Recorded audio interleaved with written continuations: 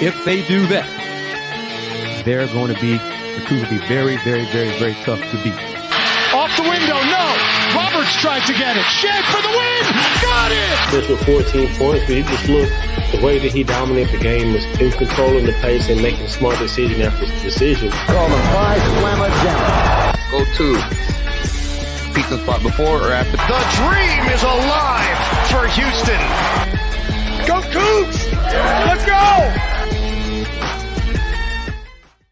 Welcome in on this Saturday night following the Houston Cougars' big victory over Kansas State, 87-57 in Manhattan, Kansas. And it was a very, very dominating performance by U of H, a strong performance, really eye-opening performance, what they were able to do to the Wildcats on the road. Very impressive. But before we get into any of the specifics of the game, joining me as always, Dayon Dunlap and Kris Gardner with the Houston Round Ball Review. How are y'all doing on this Saturday? I'm doing great, man. It's always great to talk about an LRC after a Cougs win like that. Chris, you couldn't have said it any better, man. Great spirits after this dominating win, man. Really, as lopsided as it was, what are your guys' thoughts on the game overall? We got to start with it. Finally looks like that three-headed monster for Houston. This is by far their best game, and yes, that suffocating performance that they had in this outing. I want to say this. I think I'm right. Okay, I glanced at it as best I could during the second half, but I think K-State shot an opponent high from 3-point range, 40%, 10 for 25, and still lost by 30. Okay, I mean, Cougs. I think Alabama shot like 36.7 in Vegas, whatever. So K-State shot 40% from 3 and still lost by 30. This game, what they get close to maybe 14 in the second half? Yeah, they cut it 60-46 at one point. But it wasn't in doubt. It wasn't like, oh no, it's going to be a collapse, nothing like that. So they shot that well from 3, and they were never in this game. Didn't shoot it well from 2. Didn't shoot it well from 2 though. And the turnovers killed them too. The turnovers. But to Dayon, what Dayon has said a lot during this season. Let me get it right. And I don't know if you put it in the crawler. The Cougs were 21-7 in points off turnovers. 21. So that means they are taking advantage of those mistakes by their opponent, and they're making them pay for it. But the numbers: 20 points to 1 in second chance points, 50-18 points in the paint. But hey, stick with that stat right there, Chris. 16 off rebounds and 20 second chance points. That's Houston basketball we're used to seeing right there. With the defense and everything else you mentioned. That's it. Salute to Javier Francis, JoJo Tugler. I mean, the big fellas came through. Juan Roberts got his 1,000th point in his UH career. But inside, if Javier played 20 plus minutes, he would have had 20 and 10. He had 11 minutes, something like that at one point. 13 minutes, yep. Man, he was impressive. JoJo with the possession in the game where he got the block shot on one end, the block dunk attempt on one end, and then Milos fed him for a one-hand jam on the other end. And I like the announcers saying JoJo is the Dennis Rodman of college basketball, man. You know, the on the court Dennis Rodman in college basketball. That's high praise right there, man. So, oh yeah, that's definitely high praise. Hell of a win. This was the first time this season that he turned his energy and his relentlessness into rebounding, and he had a dominant rebounding performance. Yep. And like he has great defensive performances, but this one was a dominant rebounding performance for him, along with, like you mentioned, the exciting plays, blocks, and putback dunks. I like that comparison. I think he had a really, really good game today. I liked his intensity. I like everything about this entire team on the road today to win by 30. I mean, the defense, man, I can't say the defense enough. The defense was impressive. This team may be one of the best defensive teams that Houston has had, just with their versatility, their length. I mean, I don't even want to say that because Houston has dominant defense every year. They're just a really good defensive team. Well, and the potent offensively that we've touched on it, the explosiveness this Houston's team has on offense, and this is now the third straight game, Chris, going back to uh, really when they played against BYU, and we talked about how well they shot the ball from the field. This is now the third straight game where they're starting to stack up these good shooting performances. 49% from the field again, 42% from three. The Cougars shot, and if you look at the numbers, just top to bottom, it was really multiple players by committee. There wasn't necessarily one player that had a strong shooting performance, head and shoulders strong shooting performance. Emmanuel Sharp led the way with 15 on 5 of 8 shooting, but JoJo Tugler was right there behind him with 13. LJ had 11. Like we mentioned, Jawan Roberts, who now eclipsed 1,000 career points, had 10 points.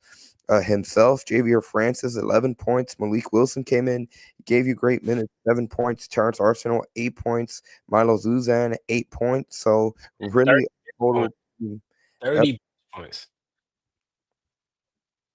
Impressive. Yeah, and Juan Roberts, at one point, he was 1 for 8 on his shots. He finished 5 for 13. But most of his shots that he missed just rolled out. They were good looks. I mean, Andy said the Cougs shot 49%, and that includes a drought in the second half, early in the second half. And this team is different, and let's pump our brakes, not get carried away. But this team is different so far in that they can score. They can go in scoring spurts. They had, 3 or 4 runs of at least 7-0, and then a 15-1, a 16-3 run. So we've seen the Cougs, previous teams, play great defense. But this team so far, they're combining that great defense with scoring spurts, scoring bursts. So, I mean, K-State it's a down year for them. They need to turn around and see if they can make a run at the NIT or the College Basketball Crown in Vegas, that new event. But, man, I did not see – and I think K-State, because of their struggles, they need their student section back. You know, it's Christmas break, holiday break. Octagon of Doom, it was a library in there from the opening tap. And usually it is just a hype fest. Everybody's excited and thrilled and all that kind of stuff. So that was no issue today. And then the Cougs just started playing well and took the crowd out. Whatever crowd that was there, they were just on their hands like, yeah, we're not going today. Not in the cars today. One of the other underrated aspects in this win is how well Houston took care of the ball. They had 0 turnovers at halftime. They went the entire first half without committing a turnover. They had 5 in the second half. That's impressive. It doesn't matter who you're playing. To only turn the ball over 5 times and not a single time in any half is hard to do. Yeah, that first half was as close to perfect as you can play in basketball. Offensively, defensively, no turnovers. Emmanuel Sharp was on it. You know, he had his points in the first half, and then they just spread it out in the second half. Mm-hmm.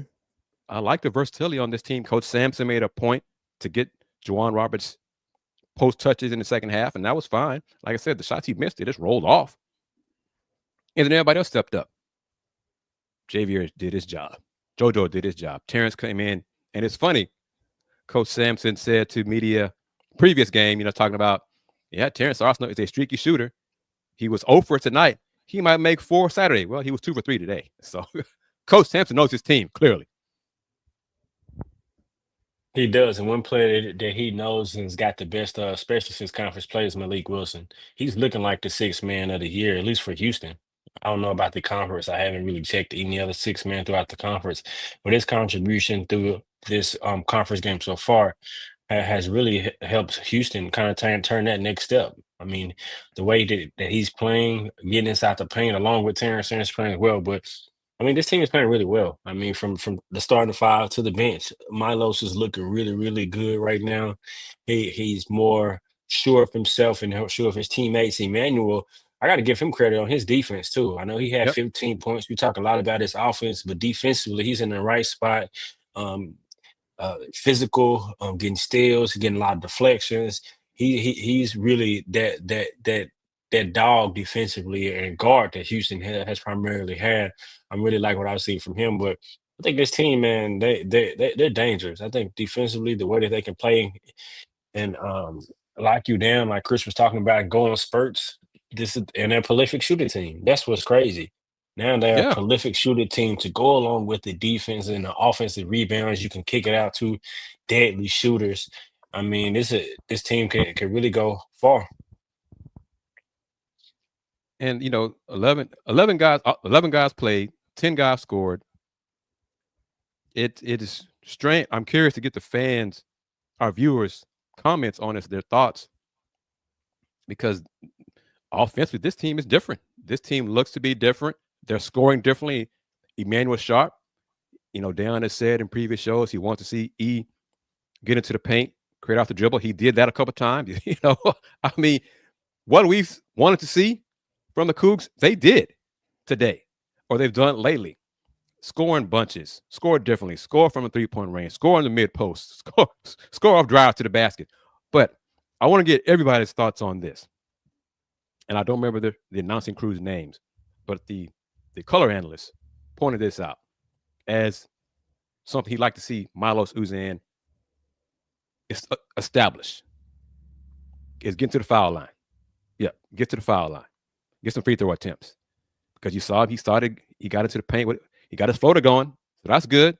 But if Los gets to the free throw line, gets 4 attempts a game, or just adds that to his game, that's another tool in the toolbox for this team. And this team, folks, there are a lot of good teams in college basketball. Okay, Iowa State's good. It's in Big 12. Arizona's playing better. But the Cougs, again, are one of those teams that has a very good chance, knock on whatever wood you got on, near you, to compete for a championship. Yeah, sticking to that point. Go ahead, Andy. No, I was just going to tell Kris, the play-by-play, Mark Neely, the analyst, just settles for today. So ESPN Plus podcast. Yes. Yeah.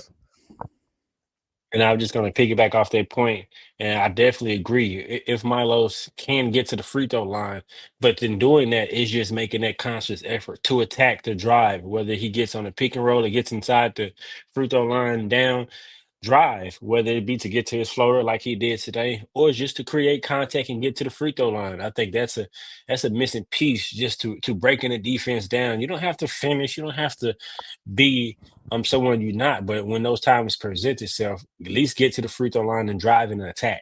And I think, like Kris said, like the color commentator said, that could be another added piece that Houston could do. Because you look at that, you still got LJ, you got Emmanuel on the wing, or whether it be Terrence or whomever's in the game. With the way they're shooting the 3-ball, it has that floor spacing for him to be able to do that, to where it's to the finish, or if the big come, you can drop off pass. So that's just something that can really take the offense to another level. Real quickly, let's put a pause right there. I'd like to first thank every single person that's taking the time out of their Saturday night to join us on this edition of Let's Rage Coogs.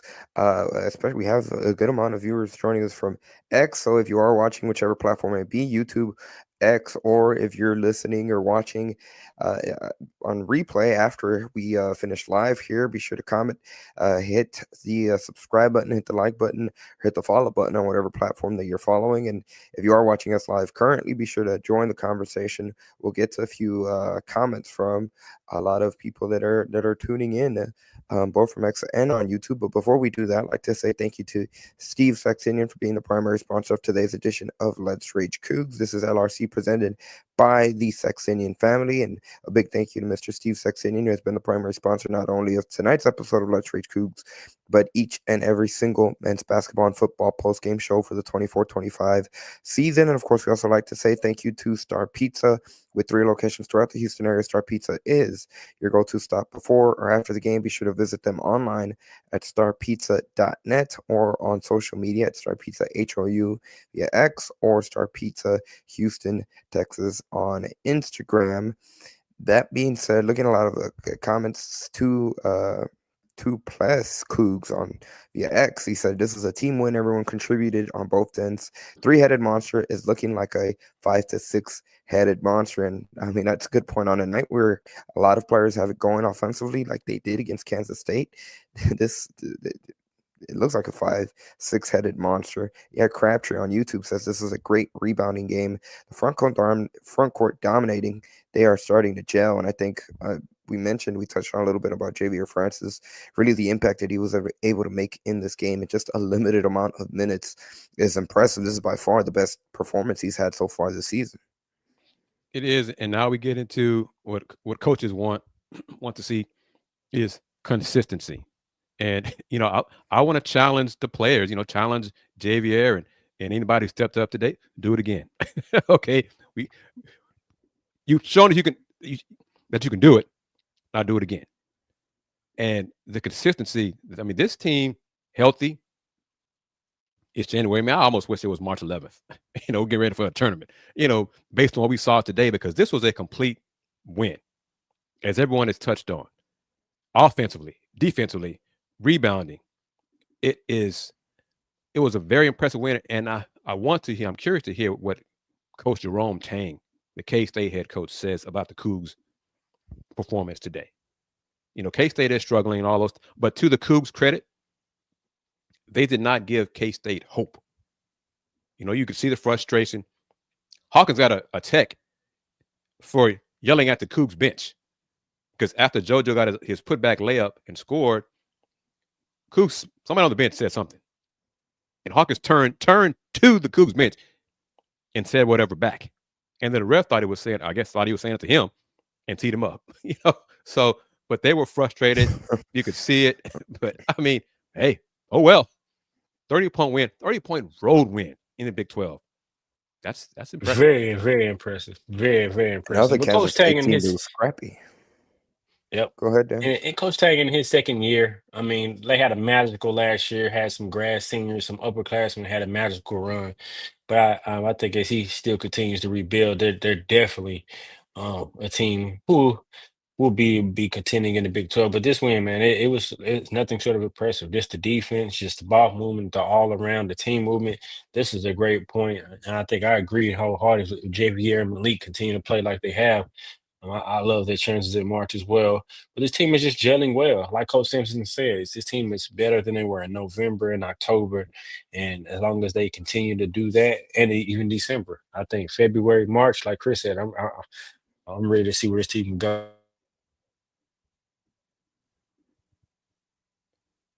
So, it is a down year, and what else to say? I mean, it's been a good day for H-Town sports team so far. Because the Texans smacked that ass too and shut up some folks who everybody was saying, oh, this is the worst team in the playoffs. Okay. They weren't today. Shut up like a former New York coach that said it was going to be a bye week for the Chargers. But that would be a good time, Kris, to plug for what's to come on your YouTube channel after we finish here on Let's Rage Coogs. Yes. Minutes after Let's Rage Coogs is finished on this channel, my colleague A.D. Moore will have his recap of the Texans playoff win just right after this channel on the Houston Roundball, right after this show on the Houston Roundball Review channel. Yes, football, the AdMax Corner. A.D. Moore will be talking Texans from the stadium. He's still there doing postgame right now. So he'll have comments and recap of the big win for the Texans over the other team. So salute to them. And who's next? And it was 32-12, right? When the final score? Yep. Yes, sir. 32-12. They'll likely play Kansas City unless if Denver or Pittsburgh can. That'd be a challenge. Well, but yeah, it might be a better matchup than Baltimore because Baltimore's just not a good matchup for Houston. So we'll see, but at least for the time being, Houston Texan fans can celebrate following their 32-12 wildcard weekend over the Chargers. And interestingly enough, a game they were actually the 3-point underdogs when the kickoff began from NRG Stadium. But that being said, speaking of NRG Stadium, NRG Texan here on YouTube is commenting, says he's glad to see JVA showing up. E-Man is on the verge of a breakthrough in that Coach Kelvin Sampson player progression. Listen, I think the most impressive thing about tonight's game was really just the response. K-State started off offensively, actually shot really the threes. They were hitting a good amount of threes, and that led to them having a short-lived lead to open the game, and Houston closed out the half on such an impressive run that, just like you mentioned, Kris, it left everyone that did attend the game in Manhattan like silent. They had nothing to cheer for. There was no hope really for them to win the game, and it was impressive because, again, they are having a down year, but so far to start conference play, K-State has been competitive, and shoot, they were really close to being undefeated entering this matchup in conference play. And well, now Houston took care of business, and they're potentially going to have the biggest challenge so far in conference play in West Virginia when they come into the Fertitta Center on Wednesday. But Houston did what they had to do, and quite frankly, so far to open conference play, Houston has made the Big 12 opponents look like American Athletic Conference opponents. And this season, I think clearly there is a definite separation from the top teams in the Big 12 and everybody else. So, and the Cougars are clearly in the upper echelon of the conference. But K-State, I mean, we're really nitpicking. The Cougars defense had a few breakdowns. What's the young man's name who hit the threes earlier for K-State? Brendan Hawson. He made 5 threes, equaling Tahad Petterford from Auburn's opponent, 3-point numbers. Yeah. But what the thing was, the Cougs offense heated up. So K-State, they made their threes, but once the Cougs offense heated up, K-State couldn't match up with the Cougs offense, and then they started cooling off, and the Cougs went on a 19-5 run. They had a big halftime lead. Again, this Houston team looks different because they're beating people with offense and defense, and they're being efficient day on with their offense, shooting well from the floor. That's not a previous Houston Cougar offense. Those offenses were 40%, 35%. This team is different so far. So far, I mean, you're right about that. But I want to see it against the upper echelon of competition, because we haven't seen it. We didn't. And it was early, and so we just comment on what we've seen. But I do want to see it against better competition. But against teams like this, although Big 12 or not, like Andy said, you made them look like an American Athletic Conference team. And that's no discredit to Kansas State, because that is Coach Tang's second year, and he still is in a rebuilding phase. Third year. Okay. Third year. Yeah. Third year. Okay. His third year. It's still early in his tenure.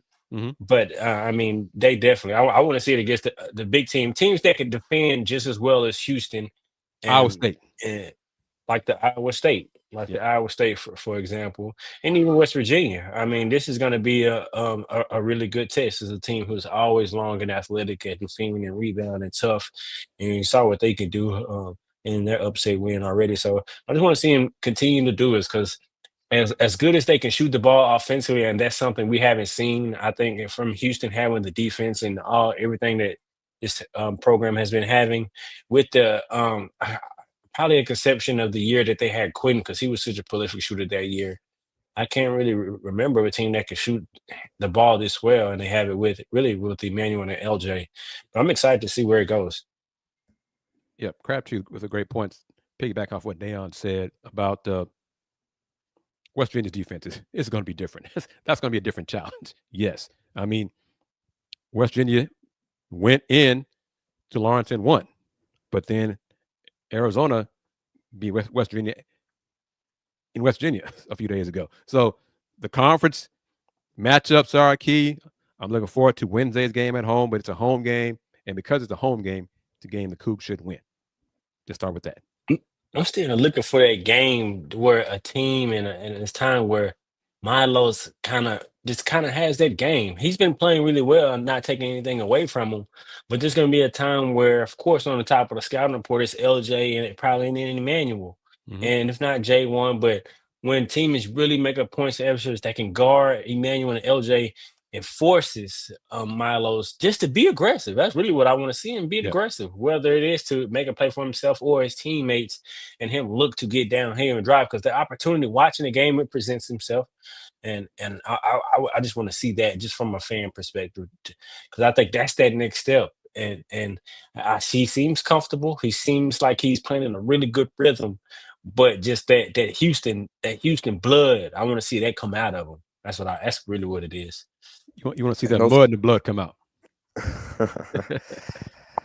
and those tests are coming. Obviously, the Mountaineers, when they come into town this Wednesday, will be a good test. But I mean, we're exactly 2 weeks away from the showdown between Houston when they have to go up to Lawrence, Kansas, and play the Jayhawks up there in Kansas again. So that's going to be a big test matchup that are upcoming for Houston and Big 12 plays. In the meantime, Kris, like you said, right now what the Cougars are trying to do is stack up all their conference wins at home, and I mean, I think we can both attest they really want to go into that January 25th matchup undefeated in conference play when they go up there and play Kansas.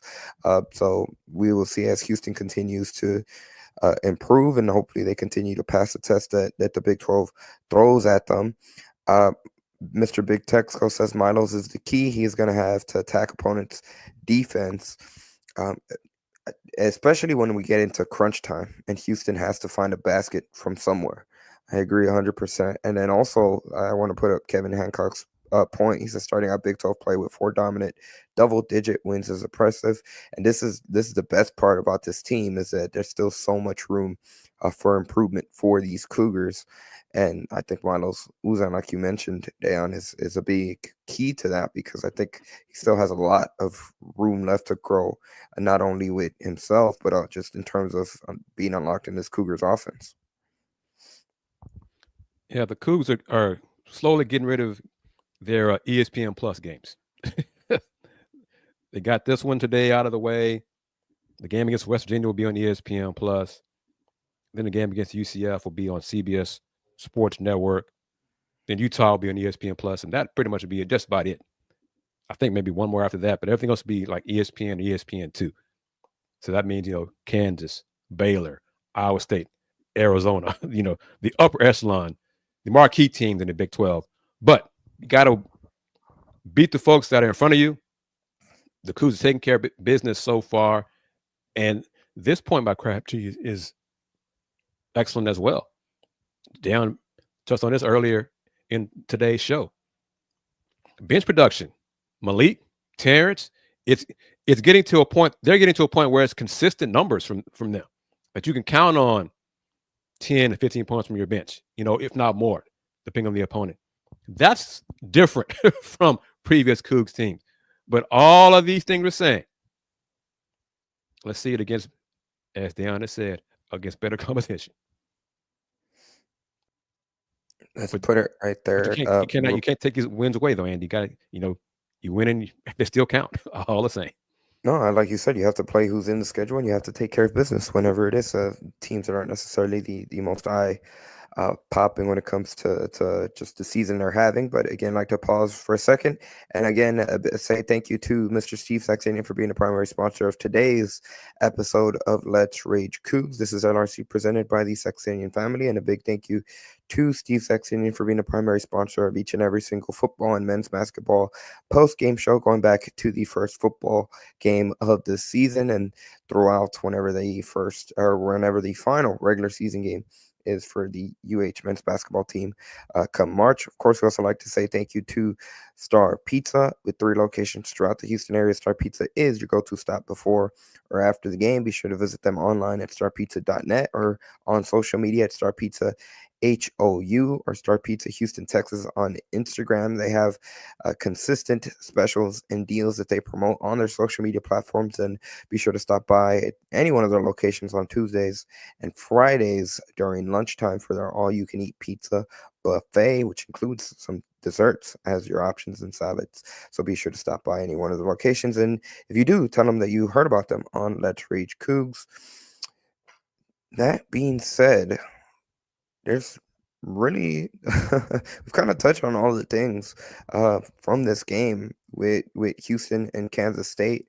I mean, you know what? Let's talk about J'Wan Roberts' 1,000-point accomplishment because I mean it is a pretty special milestone to accomplish 1,000 career points with the Cougars, and every time it seems like for the past 2 months, we've been seeing different achievements that J'Wan Roberts has started to check off his list. And every time one of those accolades gets crossed, it comes back to Kelvin Sampson, and he always goes back and he touches on how important he has been to the program over the course of the last few seasons. just he was an unknown when he first arrived. I mean, I didn't see him reaching 1,000 points in his Houston career when he got here. I thought he'd be solid, be decent, make a decent contribution. But he's the ultimate winner in the program, 1,000 points. He's playing better, and his improvement in production these last few games has helped the offense balance out offensively. Mm-hmm. So that's been a key. I mean, I agree with what Chris said. I think I definitely wouldn't have predicted that he would score 1,000 points of his career, but he's been very consistent throughout his career in doing what the team needs on a season by season basis, because his role has changed on it every year, and it's actually had grown and gotten bigger every year. And I feel like his conference play, he stepped up to the plate. It's probably, I'm sure I haven't spoken to him to see if he hadn't had the non-conference that he wanted, but he's actually set the tone. And I think, and I'm sure, I don't have any insight on this, that he's probably the voice of Coach Sampson in helping to be the player coach when they're going through film or walkthroughs, to ensure that the kind of team stays together and do the things that the entire coaching staff are preaching that they should do to reach where they want to reach. Yeah, you can hear it whenever Kelvin Sampson talks about Jawan. Really, the confidence and the trust. I think that's the key word that he has in Roberts. He's the vet. He's the old man of the team, but he's earned it. He's earned his flowers. He's put in the time. He's worked his butt off. He knows what Coach Sampson wants, and he can get the message across to the younger guys. And he is a continuation of the culture that has been established, that previous teams had the veterans lead the youngsters. And Coach Sampson has said, probably throughout his coaching career, but these successful teams are player-led. Coaches set the culture, establish the foundation, all those things. Work on them in practice, everything. But those really, really successful teams, when things hit the fan, it's the players holding each other accountable. Hey, that's not how we do things here. We do things this way. This is how we win. And Juwan is part of that. And just in his really second year in the program, LJ has done that as well. And Emmanuel Sharp also. So it's great to see. Absolutely. And that being said, that's pretty much going to do it for today's episode of Let's Rage Coogs. I'll toss it over to you guys if there's any other topic or any final thoughts that you'd like to add. Kris, I'll go to you first. And of course, as always, it's your time to plug. Where can people find you on social media, sir? Thank you, sir. I'm wearing my new the new Houston Roundball Review zip-up hoodie. I lowered the prices on most of the merch on the website. So you can buy you anything from a mug to a T-shirt to a short sleeve shirt, long sleeve shirt, everything like that. You can check out links on the Houston Roundball Review YouTube channel, as well as HoustonRoundballReview.com. It's great to talk about, have a brief LRC after a 30-point win, because there's not much else to say in a 30-point win. This was a dominant win, complete win, offense, defense, inside, outside. We're going to do it again throughout the rest of this season. Andy, put it on the screen when I say it. If you haven't already done so, reach out to Andy Yanez. Thank you, to sponsor, help make possible for us to go to the Big 12 tournament in Kansas City. For the hotel expenses of that, help us pair into that. Or if you have within your heart to take care of all of us, that'd be great too. But whatever you can do to support us to get to the Big 12 tournament or the NCAA tournament, email let's rage coogs @gmail.com and help us make that happen. I'm looking forward to the rest of this regular season, starting with Wednesday against West Virginia. And I'm curious to hear everyone about your mindset of the team now, because y'all remember it. Early in the season, 3 losses. Oh, no. I don't see it. I don't know. Put everybody on the screen, Andy. All 3 of us on the screen. Do y'all remember, or did anybody reach out to you privately, publicly, whatever, and say to you, man, I don't know, I think Milos is a bust. I don't think he fits on the team. Y'all hear that from anybody else? I heard it from some folks. They were having doubts about him. November 30th when they lost to San Diego State. You could see it on the timeline. They were fans that were ready to hit the panic button so early on, and I mean to the point, it really is it highlights how spoiled Houston Cougar men's basketball fans have become over the course of the past few seasons, just because of the level of success that they've had. But we knew heading into the season what this is probably the toughest non-conference schedule that Houston has had, most definitely over the course of the past handful of seasons. And listen, for this team, considering there was a mostly veteran team, they were obviously trying to replace a very important part, or not replace, they were trying to fill a very important part in that point guard position that obviously we've heard Kelvin Sampson talk about over the course of multiple years, multiple seasons, that point guard is obviously an important position in and of itself, but under Kelvin Sampson and what he expects from his point guard is a huge, even more crucial position on this team. And this team was tested early, and for all the losses, I mean, there are a few plays there from being able to win each one of those games.